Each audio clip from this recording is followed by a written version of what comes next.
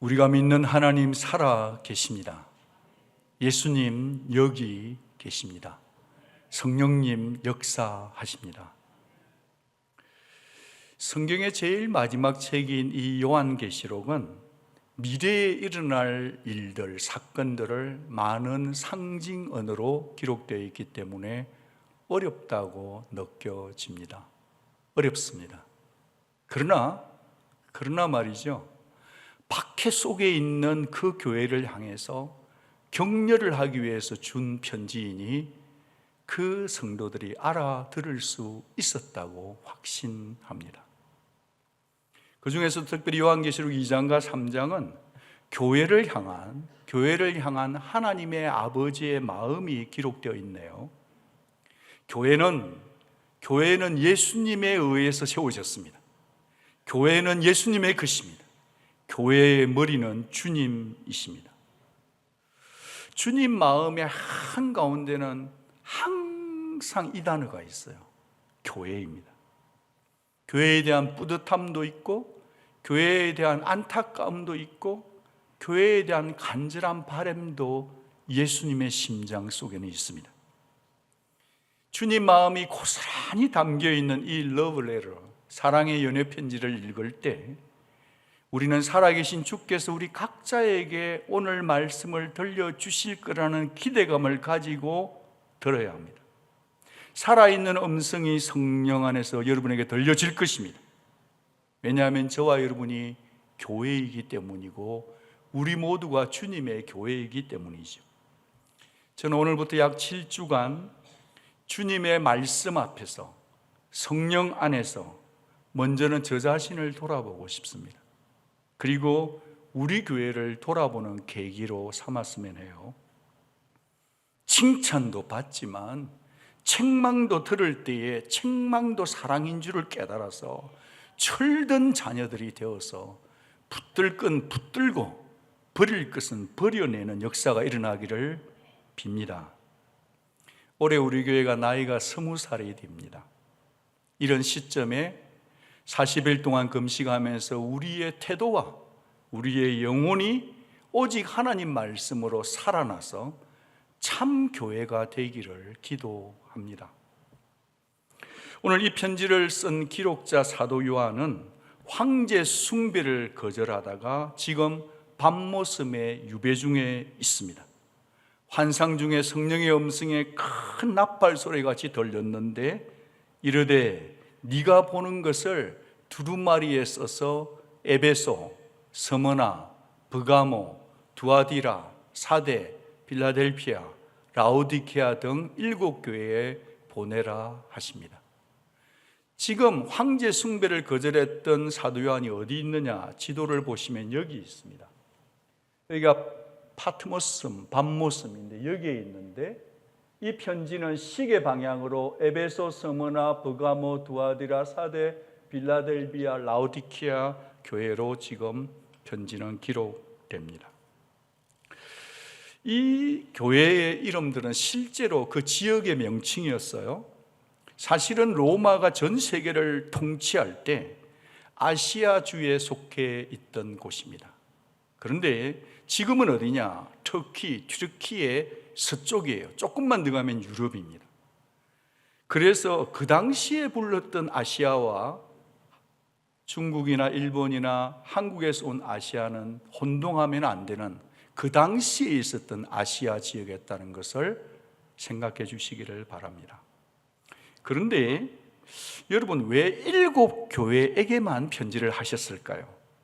그 당시에 많은 교회가 있었단 말이에요. 예를 들면 라오디게아 교회 옆에는 골로새 교회도 있었고요, 히에라폴리스 교회도 있었습니다. 그러면 왜 7개에서만 했을까 했을 때 이런 그냥 고고학적인 역사적인 상상해 볼 수 있습니다. 지금 이 7도시에는 당시에 모든 우편물을 배달해주는 우체국이 있었어요. 우체국이 있었습니다.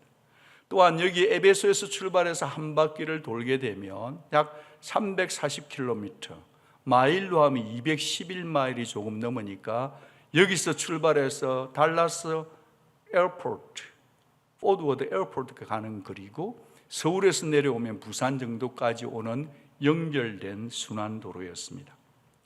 그런데 이런 어떤 지정학적인 요청보다 더 중요한 이유는 이 7이라는 숫자 속에 있는 상징 때문이 아닐까 싶어요.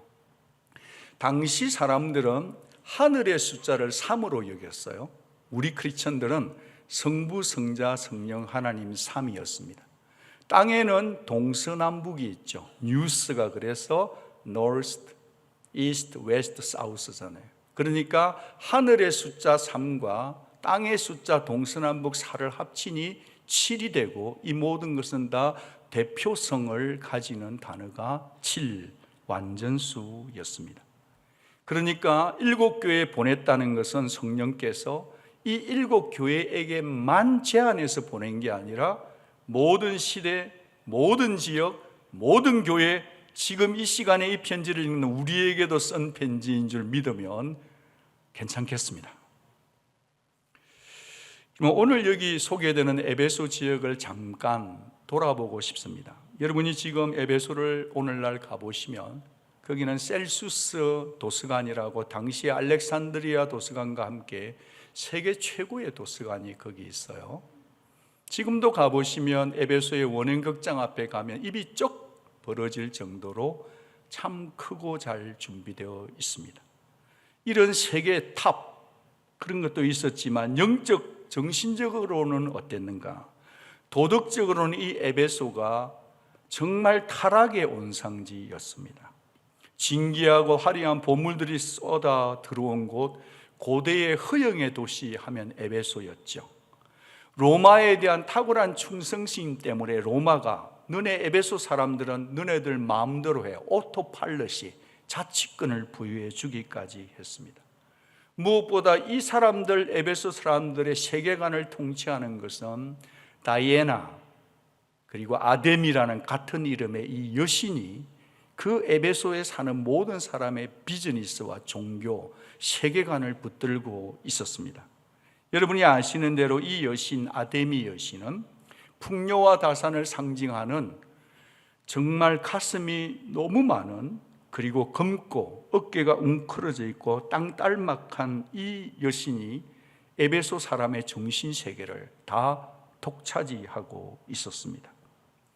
거기에는 신전 숭배를 하기 위해서 수많은 여사제들의 성적인 부분을 채워가는 매춘행위가 합법화된 곳 에베소, 황금의 눈이 어두워질 수 있는 곳 에베소, 법을 피해 도망온 모든 도망한 도적들이 드글드글한 곳 에베소, 미신을 믿는 사람이 드글드글한 곳, 지금도 가보면 어린 아이들이 성적인 놀이개가 된 발자국들을 보관하는 곳 에베소, 미신적이고 악맹 높은 그곳이 바로 에베소였으니 얼마나 타락된 온상지였을까요? 바로 그곳에서 사도 바울은 예수 그리스도의 탁월성을 전하기 위해서, 십자가의 복음을 전하기 위해서 발바닥으로 걸어서 밤낮으로 전도했던 사도 바울은 생각해보면 우리에게 도전이 되고 뭉클하기도 합니다. 바울은 3차 전도 여행 때 이 교회를 세웠어요. 그로부터 30년이 더 지난 시점, 오늘 바울과 함께 하셨던 하나님이 사도 요한에게 자신이 누구신지, 자신이 세운 교회에서 어떤 일을 하고 있는지를 계시, 리빌레이션 해주시는 겁니다. 같이 한번 읽어보시면 계시록 2장 1절, 오른손에 있는 7별을 붙잡고 7 금촛대 사이를 거니신다 하십니다. 내가 그런 예수다라는 거죠. 7별은 교회의 사자고 곧 교회의 대표자지만 7 금촛대는 7 교회를 상징합니다. 저는 여기서 먼저 붙잡고라는 단어를 붙잡고 싶습니다. 이 붙잡고라는 단어, 크라테인이라는 단어는 용법이 여러 가지가 있는데요, 이 크라테인은 그냥 가볍게 제가 강대상을 붙잡다 이런 뜻도 있지만 아주 드물게 사용되는 단어를 주님이 지금 콱 붙잡았습니다. 여기 붙잡다는 이 헬라어 단어는 이 작은 돌이 있는데 이 돌을 내가 내 손에 확 붙잡았기 때문에 절대 떨어뜨리지 않겠다, 잃어버리지 않겠다고 하는 트라케인이란 단어를 예수께서 사용하신 거예요. 주님이 이 에베소 교회를 절대 놓쳐요, 안 놓쳐요? 놓치지 않겠다는 단어를 드문 용법으로 트라케톤 사용하신 것입니다. 사랑하는 여러분, 교회는 예수 그리스도의 손안에 있는 줄로 믿습니다. 성도가 교회이기 때문에 성도는 예수의 손안에 있는 줄로 믿습니다. 만유보다 크신 것이 하나님의 손이니 여러분은 안심해도 되는 것입니다. 우리 교회가, 우리 각자가, 성도들이 든든하신 그레인 붙들고 계신 주의 손안에 있음을 확신한다면 교회는 지금보다 더 생기가 돋을 것이고, 지금보다 더 성령 충만해질 것이고, 지금보다도 어떤 어려움도 두려워하지 않고 뚜벅뚜벅 예수를 따라갈 수 있는 줄로 믿습니다. 저는 예배를 시작할 때 하나님 살아계십니다, 예수님 여기 계십니다라고 단정코 말씀드립니다. 제가 이렇게 말씀드리는 근거가 바로 여기 있습니다. 두세 사람이 내 이름으로 모인 것에는 나도 그들 중에 있겠다 약속하신 주님이 이 자리에 계시는 줄 믿습니다. 게다가 주님은 영적으로 볼 때 언제나 오른손에 7배를 붙드시고 7검 촛대인 교회 사회를 거닐고 계시며, 목사의 말보다도 지금 이 시간에 움직이고 계시면서 각자의 성도들에게 안수가 필요한 자는 안수를 주시고, 정말 그들을 위로할 자는 위로해 주시고, 그분이 친히 통치하고 계신 곳 교회인 줄 믿습니다. 여러분, 이 7개의 메시지를 쭉 읽어보시면 반복되는 단어들이 있죠. 그 중에 한 가지가 내가 안다, 내가 안단 말이다 입니다. 우리 주님은 우리 각자의 형편과 처지를, 우리 교회의 정황과 상황을 다 아십니다. 주님은 우리 교회 요즘 돌아가는 형편을 정확하게 꿰뚫어 알고 계십니다. 피상적으로 아시는 것이 아니라 심층적으로 알고 계시고, 머리카락을 다 세시는 주님이 정확히 속속들이 다 알고 계십니다. 오늘 이 에베소 교회를 향해서도 주님은 아신다라는 단어를 2번이나 반복하시네요. 그러면서 책망하시기 전에, 책망하기 이전에 칭찬부터 쏟아내시는 따뜻한 예수님을 만나게 됩니다. 주님의 칭찬이 무엇인가를 2가지로 생각해 보면, 첫째는 전심전력을 다해 에너지를 쏟은 것을 내가 안다 하십니다. 에너지를 다 쏟은 것을 내가 안다는 거예요. 계시록 2장 2절, 내가 네 행위와 수고와 네 인내를 내가 안다. 너의 모든 행위와 기진맥진할 때까지 땀 흘려 수고한 각자의 수고를 주님이 아십니다. 게다가 그만둬도 될 만한 이유가 충분한데도 끝까지 인내하고 있는 것을 내가 안다 하십니다. 여러분, 에베소 성도들의 인내는 대단했습니다. 어떻게 알 수 있습니까? 예수님이 선택한 단어를 보면 알 수 있습니다. 예수께서 선택한 너희의 인내라는 단어는 후포모네예요. 이 후포모네는 빨리 세월 안 가나, 좀 참으면 시간 되겠지, 이렇게 수동적인 인내가 아니에요. 후포모네는, 이 후포모네라는 단어는 끝내 그 환경을 변화시키고야 마는 인내입니다. 죽을 것 같고 절망에 있는데 인내하는데, 그 절망을 정말 힘들어서 죽어가는 것이 아니라 마침내 승리하고야 마는 인내의 후포모네인 거죠. 주님이 지금 그 단어를 선택적으로 고르신 것이죠. 그러면서 에베소 교회를 칭찬해 주고 계신 것이죠. 그들은 박해 속에서 왕따를 당했어요. 그런데도, 직장을 잃어버린데도, 억울해서 자존심이 꾸겨졌는데도, 금전적인 손해가 있는데도 인내하고 예수를 사랑하는 거예요. 후포모네인 줄 믿습니다. 그런데 복음을 전하는 거예요. 후포모네예요. 가난한 자를 돕는 겁니다. 후포모네인 거죠. 주님이 그것을 다 아시기 때문에 환경을 거슬러서 유혹을 이기고 세상의 타락된 문화와 싸울 줄 알고 신앙의 정절과 순결을 지키면서 교회와 사역을 위해 에너지가 다 방전된 너희들을 내가 안다. 그 알아주는 분이 누구시죠? 예수 그리스도십니다. 3절을 같이 한번 읽어보겠습니다. 같이 3절 말씀을 읽어보면 주님이 아는데요, 무엇을 아느냐 하면요, 같이 읽어요. 또 내가 참고 내 이름을 위하여 견디고 게으르지 아니한 것을 안다. 우리 주님이 아셔요. 너네들 에베소 교회가 그토록 수고한 것은 바로 나의 이름, 예수의 이름을 위해서 한 것을 내가 안다. 너희들이 마음을 쏟았지 않니? 사랑하는 여러분, 교회가 교회되는 데에는 반드시 누군가의 수고와 희생과 인내가 있습니다. 누군가의 수고와 누군가의 눈물의 기도와 희생과 인내가 윤활유가 되어서 교회가 여기까지 온 것이죠. 그런 거로 이 교회가 있기까지 그동안 수고하신 분들이 스테이지별로 있었음을 상호 존중함이 필요할 것입니다.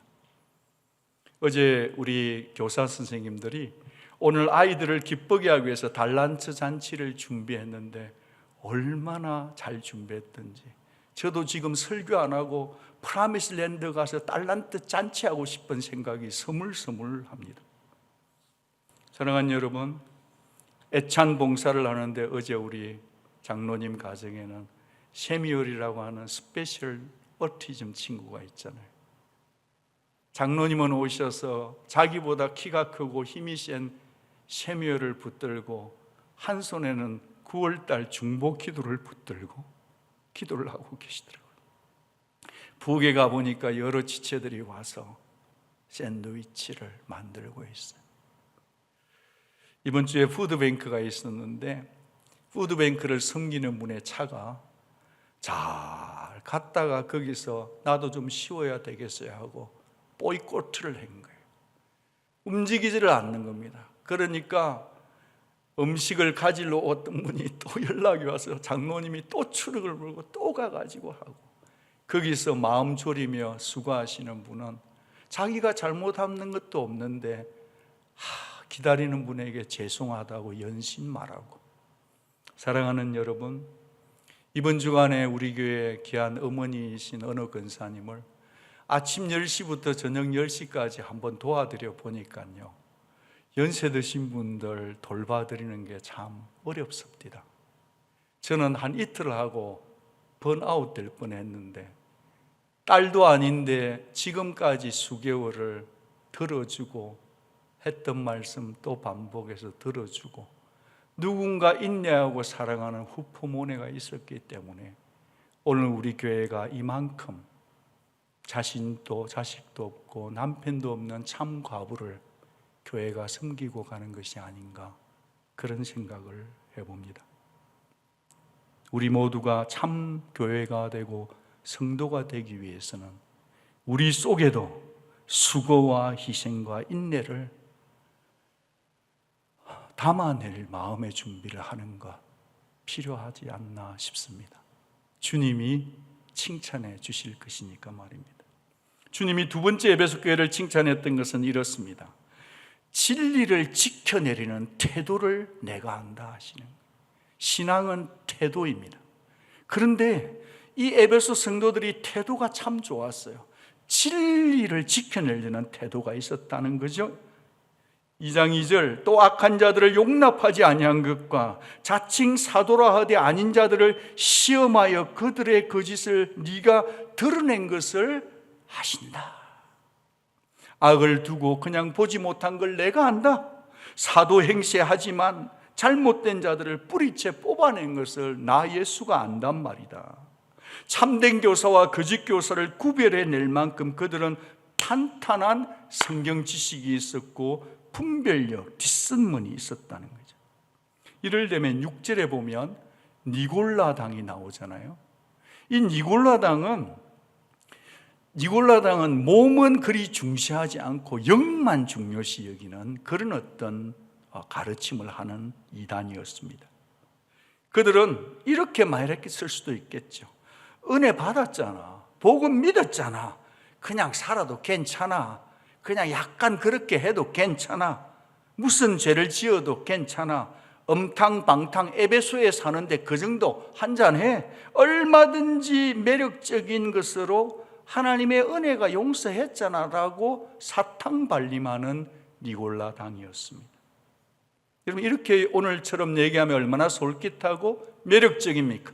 교회도 나오고 다 마시고 교회도 나오고 다 죄지을 것 지어간다. 그게 니골라 당이었거든요. 그러나 여러분이 에베소서를 정직하게 읽어보면 사도 바울의 칼날에는 그냥 은혜 받았으니 마음대로 살아도 된다라고 하는 게 절대 없습니다.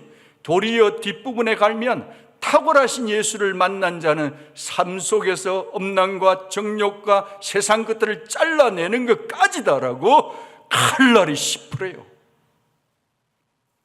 오늘 사도 요한도 그 얘기를 하고 있고 주님이 우리에게 말씀 주시는 거죠. 세상과 타협하면서 복음 아닌 것들로 믿음을 더럽히는 쾌락의 제일주의로 살아가는 것은 복음의 변질이요, 복음이 썩게 하는 것이다. 복음이 썩는 게 아니라 우리의 생각이 썩은 거다는 거죠. 우리 속에도 이런 어떤 생각이 스물스물 찾아오게 된다면 우리는 컴프로마이즈, 타협하면 안 되고 저항할 수 있어요. 신앙인은 죄를 저항하는 자들입니다. 저항하는 성도만 참 알곡 성도입니다. 요즘은 에베소만 문제가 아니라 우리가 살고 있는 이 시대가 에베소보다 괜찮습니까? 저는 그렇게 생각하지 않습니다. 도리어 에베소보다도 더 타락된 곳이, 죄를 짓기가 쉬운 곳이 요즘 시대라고 한다면 우리는 어떻게 태도를 바꿔야 할지를 스스로에게 물었으면 합니다. 여러분, 그럼에도 불구하고 이 에베소 성도들이 기독교의 정통성 신앙을 보존했단 말이에요. 어떻게 그게 가능했는가? 그것은 그 교회를 목양한 든든한 리더 때문이었습니다. 여러분, 에베소 교회 1대 목사가 누굴까요? 사도 바울입니다. 2대 목사가 누굴까요? 디모데 목사였습니다. 이어서 이 교회에 목회한 사람이 누구냐? 사랑의 사도 요한 자신이기도 했어요. 야, 진짜 우리 교회에 사도 바울님이 오셔서 목회하시고 디모데 목사님이 오셔서 성경 공부 시키시고 사랑이 많은 사도 요한이 와서 다 우리 교회 보듬어 버리면 우리 교회 폭발하겠죠. 그렇게 세월이 흘러서 진리의 수호자로 살고 이만큼 잘 살고 전심전력하고 주의 이름으로 견뎌내고 진리를 분별해낼 수 있는 교회였는데 뜻밖의 말씀을 사도 요한이 듣는 거예요. 저는 이 말을 들었을 때 사도 요한의 심장이 철렁했다고 생각합니다. 주님이 말씀하시기를 에베소 교회에게 섭섭한 게 있다는 거예요. 부족한 게 있다는 거예요. 책망할 것이 있다 하시는 겁니다. 저는 사도 요한의 마음이 조금은 이해될 것 같아요. 어떻게 목회를 했는데 제가 목회한 곳에 주님이 보고 너 부족한 거 있다, 책망을 좀 해야 되겠다. 그럼 얼마나 심장이 철렁철렁 내려앉겠습니까? 주님이 만약에 우리 교회에 오셔서 창립 20주년을 하고 있는데 주님이 우리 교회를 보시면서 박 목사야, 내 너에게 할 말이 있는데 너 책망 좀 받아야 되겠다. 얼마나 마음이 두렵고 떨리겠습니까? 그토록 애정을 쏟았는데 말입니다. 자, 그러면 주님의 책망이 뭘까요? 그것은 주님의 책망은 처음 사랑을 버렸기 때문입니다. 파워포인트를 보시면 너의 사랑, 주님의 책망, 너의 처음 사랑을 버렸다는 겁니다. 이 처음 사랑은 뭐냐? 처음 사랑을 잃어버렸다는 거예요. 원래는 가지고 있었는데 서서히 식어지다 보니 잃어버렸다는 겁니다. 식어갔다는 겁니다. 없어진 게 아니에요. 식어가는 겁니다. 처음 사랑이란 주님과 우리 사이에 아무것도 없는 걸 말합니다. 주님이 우리를 사랑하신 그 사랑을 말합니다. We knew love because He loved first. 주님이 우리를 사랑했기 때문에 그 사랑을 아는 거란 말이에요. 그래서 주님과 인격적으로 만났을 때 가졌던 그 첫 마음 말입니다. 주님이 나를 사랑하셨기 때문에 우리도 다른 사람을 조금 사랑할 수 있었는데 말입니다. 주님이 책망하시기를 너는 지금 처음 사랑, 본래의 사랑이 버렸다는 겁니다. 여러분, 바울 당시에만 해도 에베소 성도들이 바울을 떠나보낼 때 눈물의 송별식을 했을 만큼 사랑이 뜨거웠던 교회였습니다. 그런데 이단 사냥에 너무 디펜스 하는데 촉을 세웠던 탓일까요? 늘 따지고 완고하고 크리틱하고 맞서는 태도로 살다 보니 그렇게 되었을까요? 어느새 나도 모르게 형제 사랑이 싹 식어간다는 것. 신혼 때 그렇게 사랑했고 그랬는데 우리도 모르게 권태기의 부부처럼 말입니다. 사랑의 첫 열정이 식어져 버린 것입니다. 우리 모두에게 일어날 수 있는 일입니다. 여러분, 그리스도와 맺은 이 헌신적인 사랑은 적극적인 종교 활동을, 신앙생활을 하고 있을 때에도 나타날 수가 있습니다. 그러나 탄탄하게 신앙 교리를 열심히 공부한다고 해서 성도 간에 사랑하는 일을 대신해 줄 수 있을까요? 없을까요? 없습니다. 없습니다. 없습니다. 그런 말을 하시는 겁니다. 우리 교회도 교리로 신앙의 태도를 세우기 위해서 지난 12주 동안 사도신경을 말씀을 나누었고 하이델버그 캐티키즘을 계속해서 가르치고 가을 양육 사역을 하는 교회입니다. 꽤 열심을 내어보고자 합니다.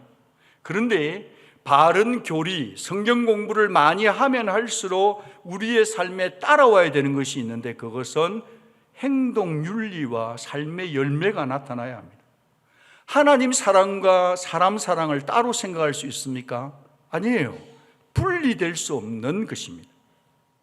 여러분, 한번 여러분의 마음을 들여다봐 주시기를 부탁하면서 하나님을 사랑하려고, 나 하나님 진짜 사랑해, 하나님을 사랑하려고 시작한 우리의 경건 연습이 혹시 이렇게 바뀌진 않았습니까?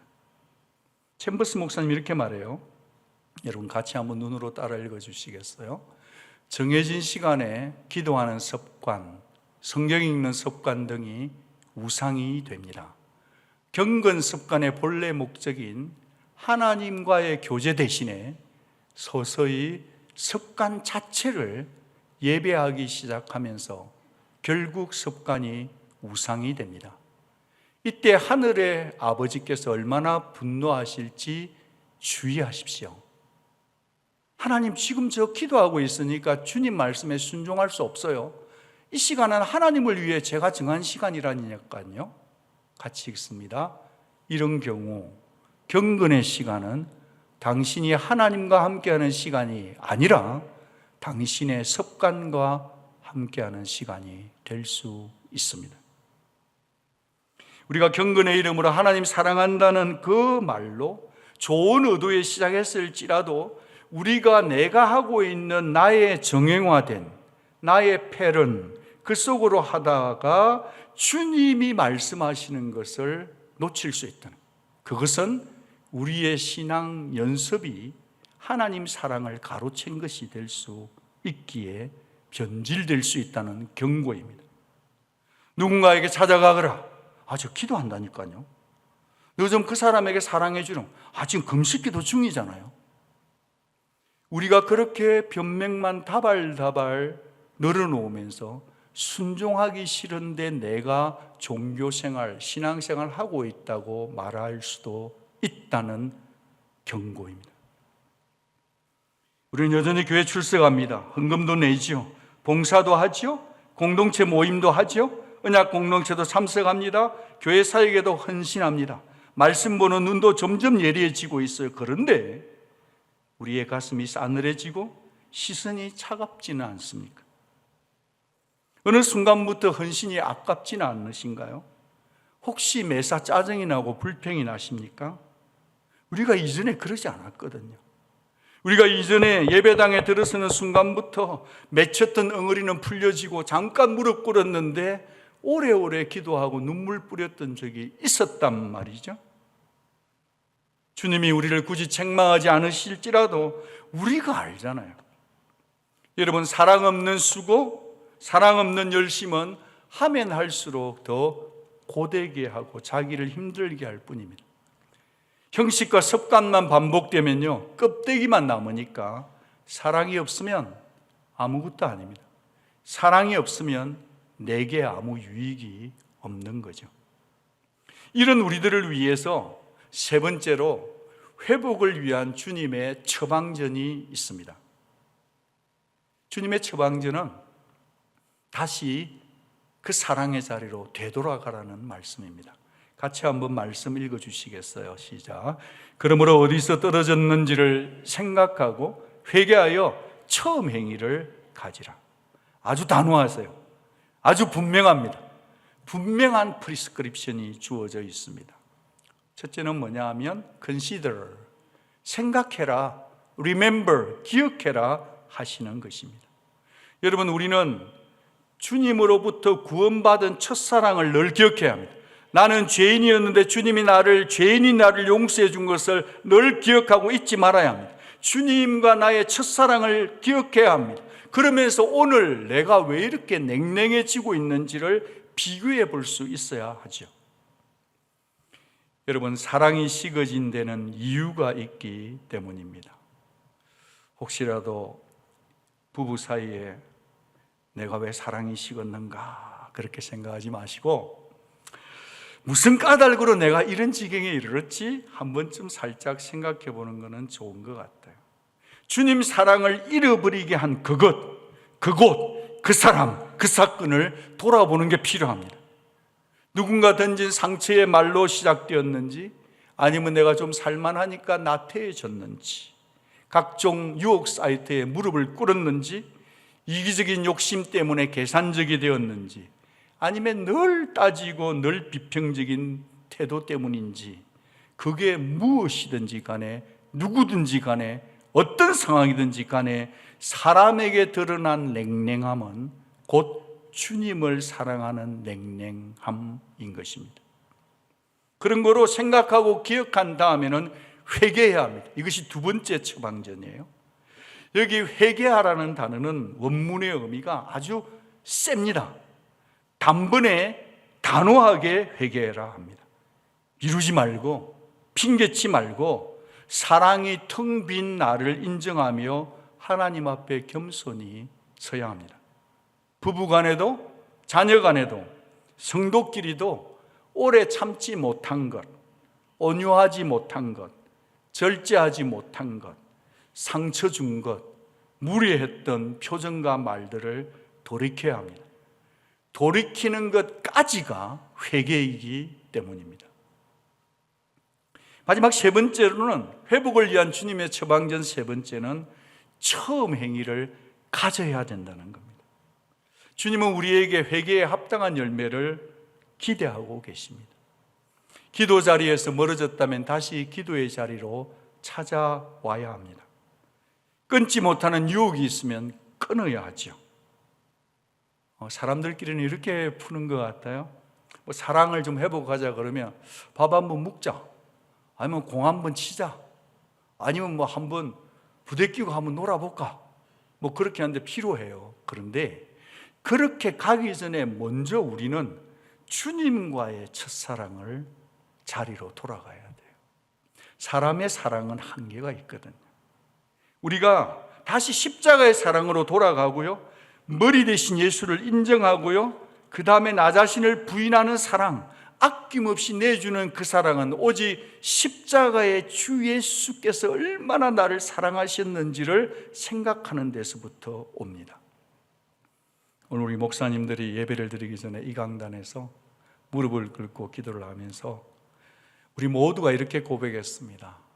하나님 아버지, 우리가 목회자들이고 간사님인데 우리 속에 사랑이 뱅크럽시가 되었습니다. 주님, 우리 속에 하나님의 사랑을 부어 주십시오.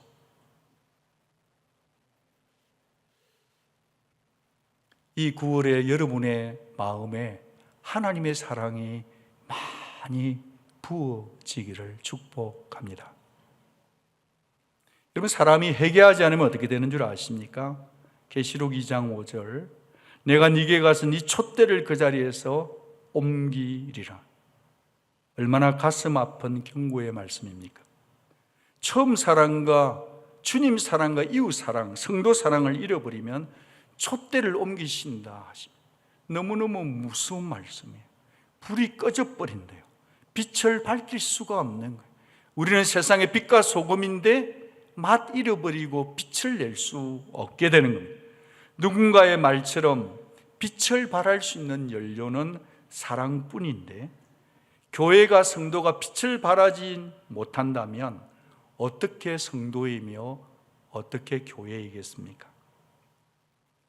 그런 우리들 앞에, 정직한 우리들 앞에, 당황스러운 우리 앞에, 어쩔 줄 몰라 하는 우리 앞에 주님이 약속을 주십니다. 같이 한번 주님의 약속의 말씀 읽겠습니다. 같이 읽을게요. 이기는 그에게는 내가 하나님의 낙원에 있는 생명나무의 열매를 주어 먹게 하리라. 예수님만이 영생의 기쁨과 승리를 주십니다. 질문이 있습니다. 이 땅에 문제없는 교회가 있을까요? 이 땅에 문제없는 교회가 있을까요? 이 땅에 문제없는 교회가 있을까요? 문제가 있으면 어떻게 해야 될까요? 우리가 다시 십자가의 사랑을 기억하고 하나님의 사랑으로 그 문제를 서로 덮어줌이 필요한 것 같습니다. 십자가 사랑 앞에 가면 내 허물이 먼저 보입니다. 그리고 각자의 허물이 있음을 알지만 서로 기도하게 됩니다. 우리 모두가 다 주님 앞에 일어설 용기, 사랑할 용기, 그것을 주님이 주시기를 기도합니다.